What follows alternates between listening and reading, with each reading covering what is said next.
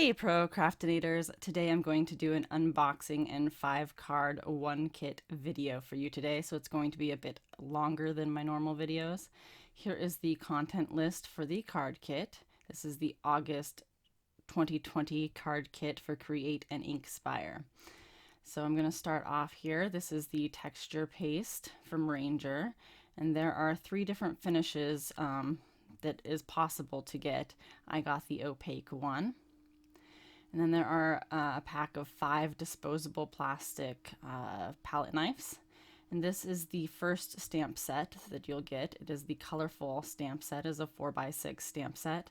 And this is the sentiment stamp set that you will get. And it is a 3x4, and you can combine it and get different stamp sets. So there's color and colorful if you add that little sentiment there. You can do You Make My World Colorful, You Make Life Colorful, Relax in Color, Make Today Colorful.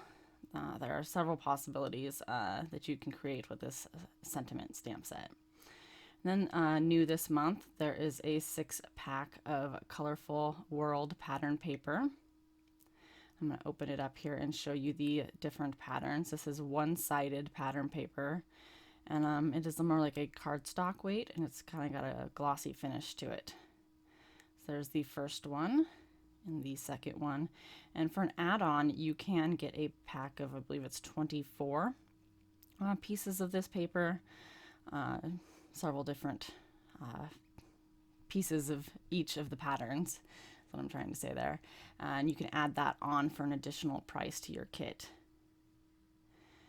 And the last pattern in the set is this one right here. And then we have the splatter stencil. It's a 6x6 stencil, and it has all these different spatters and dots. And then we have one of my personal favorites, the holographic embossing powder by Ranger. It's nice and sparkly, and I do love this one. If you've been watching my channel for any length of time, I am sure that you have seen me use this at some point or another. And then last but not least, we have a couple pieces of 8.5x11 cardstock here. The first one is 78-pound Colorbach Tuxedo cardstock.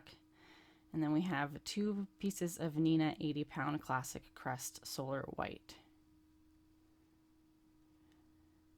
And then we do have an add-on stamp set this month as well. This is purchased separately, and it can also build different sentiments, so you're never too old to color, and we have color in both spellings. And I'm just a girl or boy who likes to color or who likes to create pretty things. And then it has a border stamped as well that are different that are cards with hearts on them. So now we're going to get on to the first card in my 5-card 1-kit video. And I'm going to use the splatter stamp or stencil, if I could talk today. And I'm going to be using different distress inks. I'm not going to list them on the screen like I normally do, because I'm going to go through this pretty quickly, and I'm not going to show you all the ink blending. So if you do want to know the colors that I used for each card, there will be a blog link in my description box below, and you can head over there, and all the supplies for each card will be listed over there. So I decided that I wanted to do some splatters along the edge of the card and leave the middle blank. And so I'm just going to do that. I masked off the middle there so I didn't get crazy with my ink blending, because I am known to do that sometimes. I'm a bit of a messy crafter. So I'm just going to wipe off my stencil here, and then I'm going to do the other side, which I actually did off camera for you so you didn't have to see all that. So magic of editing, there's the other side. And then I'm going to choose a spot in the stencil that fits nicely in between my splatters, and I'm going to do some more ink blending. I'm going to choose some lighter colors to go in between those splatters. I'm going to just mask off the side of my stencil there so I don't get crazy. And I did choose this lighter pink, and then I decided I didn't like the look of it, so I'm going to go over it with, I believe it's picked raspberry? No, it's worn lipstick. And I decided that was a better look. So I'm just going to do this other splatter here in between, and then by the magic of editing, the other side is going to be done. And then after I did that, I did get a smudge there on the side. So then I decided, well, I guess I'm going to do some ink blending on the side here and cover that smudge up. So I just did one splatter on each side. That way it wasn't too crazy looking. I felt like it was going to get really crowded if I kept going. And then by the magic of editing, it's all done. So now I'm going to use the Colorful Sentiments stamp set. And I'm going to stamp this in VersaFine Clair Nocturne ink. Because it is a pigment ink, it is a fast drying pigment ink, but it is a pigment ink, so I'm going to be able to heat emboss over the sentiment. And I did decide to stamp the color and the full separately so I could get those a little bit closer together. I'm going to throw some holographic embossing powder over the top of this. And then I'm going, before I heat set it, I'm going to add that end of the colorful on there. And I'm going to I'm going to throw the last bit of holographic embossing powder over the full and heat set that off camera. Just get that stamped on there real quick, and then we're going to move on and see how I can get that much closer if I stamp those separately. So then off screen, I matted that with the Tuxedo, a black cardstock, and then mounted that onto my Nina 110 pound Nina Classic Crest, Solar White Classic Crest card base. There we go. And here are the final pictures of how that turned out. Then we're going to be moving on to card number 2. And this one I decided to do a 6x6 card. I don't do them very often, but I do them every once in a while. And I decided to use the Gina K Designs Reef Builder. And I have a piece of acetate behind mine with some kind of measuring marks, I guess, to mark the center and how I can lay different stamps out and get them exactly how I want them. But I'm going to use the pencil and the crayon for this one. And I'm going to do the pencil in the square orientation and stamp that 4 times, but I'm not going to show them all to you. And then I'm going to do the crayon and use that one in the diamond orientation and stamp that 4 times. So just going to finish this up, and then we're going to move on to the crayon. Just clean up my platform there for a second, and then we're going to lay down the crayon there. Now, if I had been using the acetate, I would actually lay that on the acetate and get that perfectly aligned. That's how I use the acetate. But I wasn't using the acetate that time. I just have it permanently fixed. Well, I don't know if I actually used permanent adhesion, but I have that little piece of acetate affixed to my wreath builder. But anyway, now we're going to stamp out the crayon and all the diamond orientation stampings. And finish that up. And then I did color this off screen just to save some time. And now I'm going to stamp the card from the colorful stamp set and the oh geez, I don't remember what sentiment I used, but the sentiment from one of the sentiment stamp sets. I don't remember which one I used though. Oh, You're Never Too Old To. And then I used a Sharpie to just put a ... So I can continue my sentiment on the inside of the card, which we're stamping now, and this is from the add-on stamp set. And I'm just going to stamp Create Pretty Things and the card border on the bottom. Then I matted the wreath builder little image there, and I'm popping up the card. And then I matted a piece of the pattern paper as well and adhered all that to the front of my card base, and that will finish off card number 2.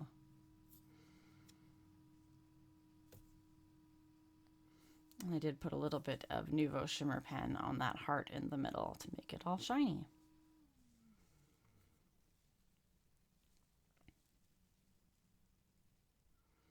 And there are the finished pictures.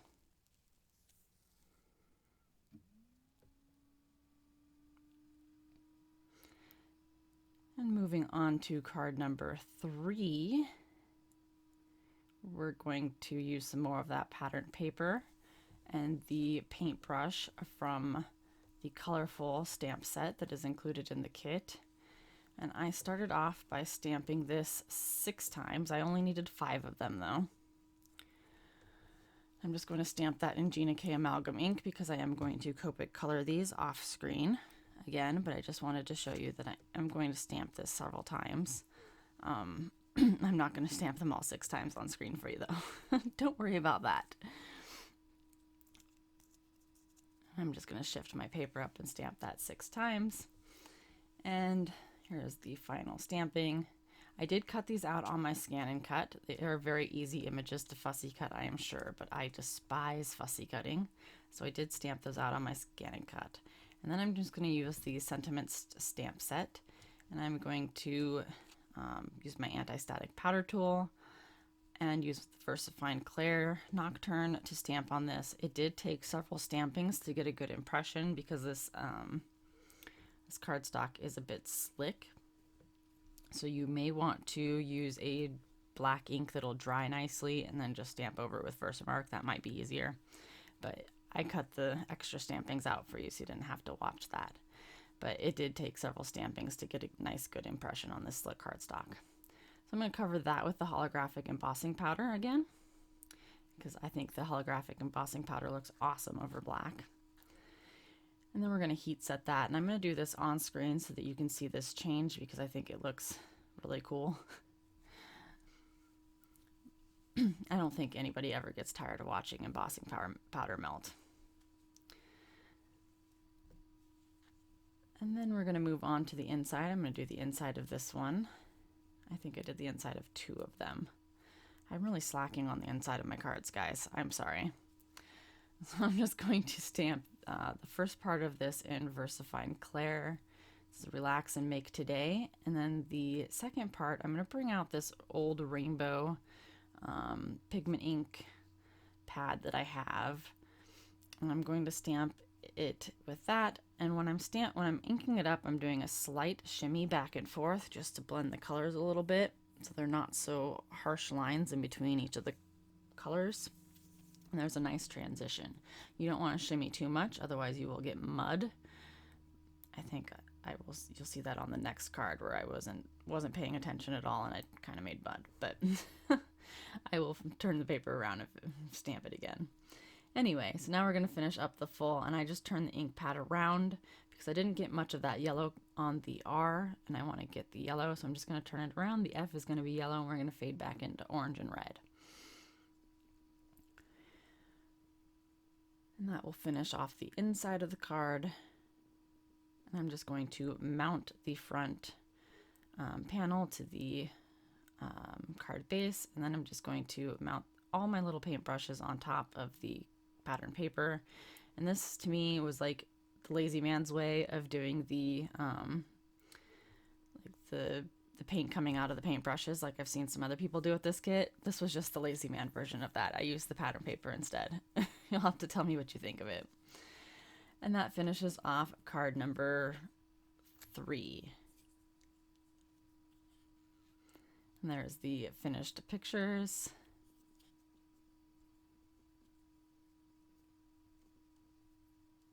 And of course the inside.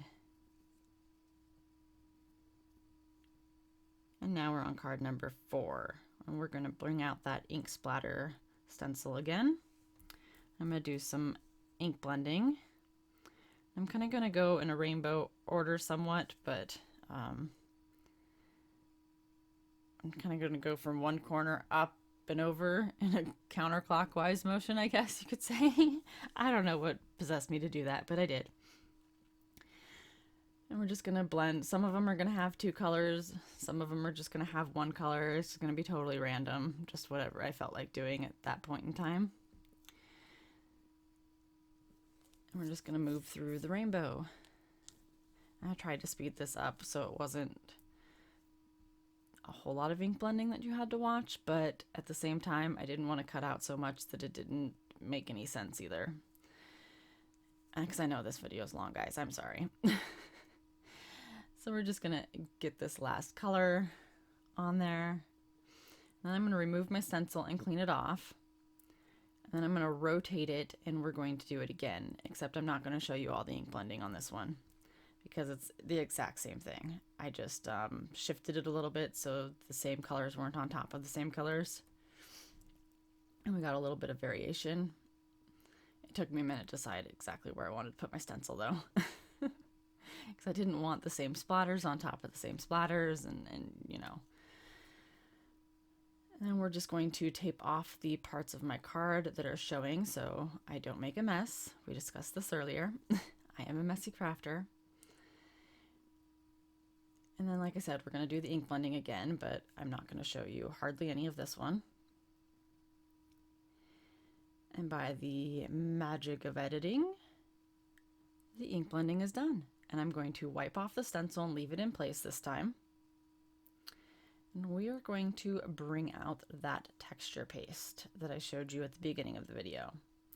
Now mine is opaque. Some of you may get translucent. I don't remember what the other one was, but mine is opaque matte. So it's not going to be shiny. It's not going to be completely see-through, but you are going to see some of the color through it. But it's not completely translucent. So I'm just going to spread it through the stencil here with the disposable palette knives. Took me a minute there. Do not throw these away though. You can totally wash and reuse them. They are not, they say they're disposable, but they're not really disposable. Just wash and reuse them until they're no good anymore. I did have a little bit of trouble with them. I'm used to using a metal one that I have. So it was a little bit different for me, but they're perfectly fine. So I'm going to fix that one that I kind of messed up there a little bit later. Well, it's not going to be completely fixed, but it'll be good enough. I'm going to cover it up and I'm going to fix it a little bit. So because the embossing powder here, the holographic embossing powder that I'm pouring over, make sure you do this when it's wet. It didn't stick to that little area that I kind of like scooped it out of on accident. So, but we were going to fix that. So let it dry without heating the embossing powder. If you don't want to let it dry, it'll bubble up, which is fine, I guess, if that's the look you're going for, but it was not the look I was going for. So now my paste is dried and I'm heating up the embossing powder. You still have to be kind of careful with it. Don't overheat it or it'll bubble up. That's why I'm kind of being careful here, because I usually don't show you guys the heating up process, but here I am. So I just wanted to show you that you do need to kind of be careful, watch it, make sure you're not overheating it because it will bubble up. So now that I'm done, I'm going to show you, this is how I'm fixing it. So I didn't have any sparkle there in the middle, and there were a couple other places that got a little dry where it was thin or a small area. I do have a dehumidifier in my basement. Ever since we had that flooding problem, we still had some moisture issues and we ended up just getting a dehumidifier and fixing the issue. But that means that some of my stuff dries a little quicker now. So I just took a Versamark pen and I went over those areas and reheat embossed them, and it's fine. I mean, you can still see that I don't have much texture paste in the center of that one, but at least it's sparkly now. That's less noticeable. So now I'm just going to, I cut my sentiment out and made a little square, and then I decided it needed a little black matte to stand out a little bit more. And I did stamp and color the paintbrush and the paint palette off screen, and I'm just going to use that to cover up the one that kind of got messed up. So I probably didn't need to put more embossing powder over it, but I wasn't sure at the time how much of this was going to cover it up. So I just wanted to be safe rather than sorry. And that is going to oh no, it's not. And then I put glossy accents over these little paint blobs on the palette to make them look shiny and a little bit more, I guess, a little bit more realistic. And that is going to finish up the fourth card. I'm just going to bring it up here so you can see it a little bit better. And you'll be able to see that texture when I tilt it in the light here from the texture paste, and you can see how the colors are shiny and a little bit lighter than the original colors because of that opaque matte texture paste. And here are the finished card pictures. And then we're going to move on to the fifth and final card. This one was inspired by a card that I saw on the Whimsy Stamps website by one of their design team members. I didn't copy it exactly, but it was inspired by. Her name is Candace Fisher. I will link to her personal blog post where she has more details about her card that she made. That way you can see it and see where I got my inspiration from. So I'm starting off with the border stamp here from the add-on kit. And I did mask off the edges outside of the wonky stitched detailing on this panel here that I cut, the slimline panel from the Trinity Stamps wonky stitched wilderness die, I believe is what it's called. And then I just masked it off, and I'm going to do 5 rows of these cards, but I'm not going to show you all of them, of course, because that would take a while. So I'm just showing you how I am masking them off. I am taking the mask off the first row, and then I put it on the second row. I'm going to stamp the third row, and then I will take the mask off and put it on the third row and stamp the fourth row, and so on and so forth. But I'm not going to show you all that. I'm just going to stamp this one, and then we are going to cut to it being all done through the magic of editing. And now I'm just going to show you that I did indeed mask this off, so it'll be clean around the edges there. And then on my Cricut, in Sure Cuts a Lot, I made these little wavy pieces here. On Candace's card, she had this cool wavy rainbow piece that went down from a crayon to a box of crayons. And I wanted mine to go from a crayon, a paintbrush, and a pencil because I use all different coloring mediums down to the colorful cards. I did not have a die that would cut those wavy pieces. Whimsy Stamps has a die that will do this for you, but I did not have that die, and I wanted to make this card now. And so I just used my design skills in Sure Cuts a Lot, and I made something similar. I believe the Whimsy Stamps die is bigger than this. I do not know the size. Maybe they have it listed on their website. I am not sure. But so I created the shape in Sure Cuts a Lot, and I cut it out. I can't tell you how close or I just looked at her card and I was like, well, I just want a shape kind of like this, and I made it. So anyway, this is the part that I copied from hers. And I mean, the general idea is similar, but she had crayons and I have cards and all the coloring tools. Anyway, so now I'm just going to lay this out. I did take an X-Acto knife and I cut behind my cards so I could just put the rainbow piece in behind it, tuck it in behind. This way it gave it a more seamless look. And then I'm just laying out my pieces here and figuring out exactly where I wanted everything.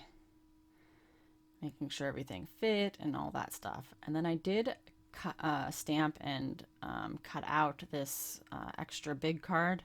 And I was going to have it in the middle here, but then I decided it covered up too much of my orange, yellow, green rainbow cards down there.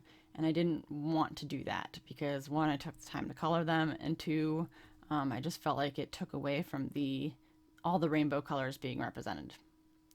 So now I'm just gluing down the rainbow piece here, Rainbow Road or whatever you want to call it.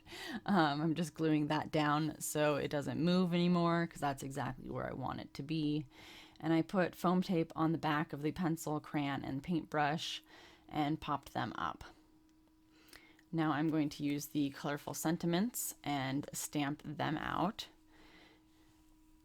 I'm going to stamp the smaller sentiments in Versifine Claire, Nocturne, and then I'm going to bring out that rainbow pigment pad that I've been using throughout the video, and I'm going to stamp color in that. And this is where I did that too much shimmy. I just went straight across the pad like I normally ink things up, or straight across the stamp like I normally ink things up, and as you can see, it kind of all blurred in there and got a little muddy towards the LOR.